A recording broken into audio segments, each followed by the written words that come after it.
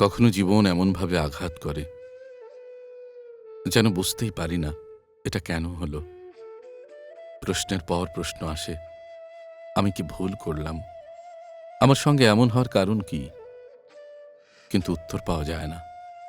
মানুষ চলে যায়, সিদ্ধান্ত নেয়, আর পেছনে শুধু শূন্যতা রেখে যায়।